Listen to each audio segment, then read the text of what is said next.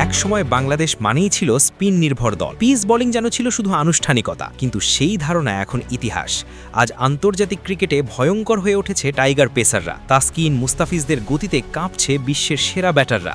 কিভাবে এই অবিশ্বাস্য পরিবর্তন সম্ভব হলো? কোন মুহূর্ত থেকে বদলে গেল বাংলাদেশের বোলিং ডিএনএ? চলুন জেনে নিই কিভাবে স্পিন নির্ভর দল থেকে বিশ্বসেরা পেস আক্রমণে পরিণত হলো বাংলাদেশ।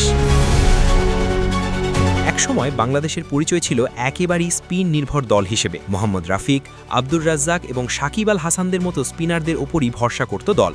পেস বোলিং বিভাগে বড় কোনো আন্তর্জাতিক মানের নাম ছিল না, কিন্তু সময় বদলেছে, আর সেই সঙ্গে বদলে গেছে বাংলাদেশের ক্রিকেটের পরিচয়ও। এখন মুস্তাফিজুর রহমান এবং তাসকিন আহমেদদের মতো পেসাররা আন্তর্জাতিক মঞ্চে নিজেদের প্রমাণ করেছেন।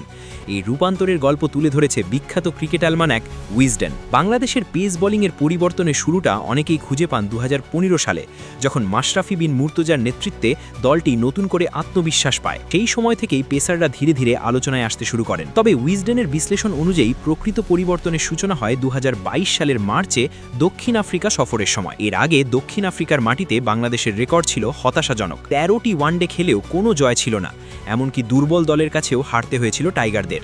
সিম বান্ধব উইকেটে পেস বোলিং দুর্বল থাকায় সবসময় ব্যাক ফুটেছিল বাংলাদেশ। পরিসংখ্যানও সেই চিত্রাই তুলে ধরে। 2022 সালের আগে প্রতি ম্যাচে গড়ে 23 ওভার পেস বোলিং করত বাংলাদেশ, কিন্তু উইকেট পাওয়ার হার ছিল খুবই কম।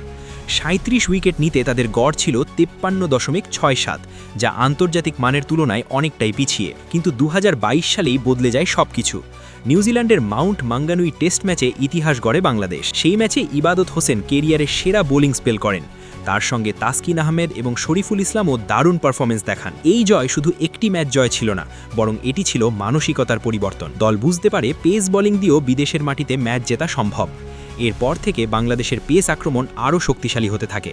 ফিটনেস, গতি এবং ধারাবাহিকতা, এই তিনটি জায়গায় উন্নতি এনে পেসাররা নিজেদের নতুন উচ্চতায় নিয়ে যান। বর্তমানে মুস্তাফিজের কাটার, তাসকিনের গতি, শরীফুলের সুইং সব মিলিয়ে বাংলাদেশের পেস আক্রমণ এখন বিশ্বের যে কোনো দলের জন্য বড় হুমকি। সব মিলিয়ে বলা যায় এটি শুধু খেলোয়াড়দের উন্নতি নয়, বরং একটি পুরো সিস্টেমের পরিবর্তন। পরিকল্পনা, অনুশীলন এবং আত্মবিশ্বাস, এই তিনের সমন্বয়ে তৈরি হয়েছে নতুন বাংলাদেশ। আজকের বাংলাদেশ আর শুধুই স্পিন নির্ভর দল নয়, এটি এখন একটি পরিপূর্ণ দল, যেখানে পেস বোলিংই সবচেয়ে বড় শক্তি।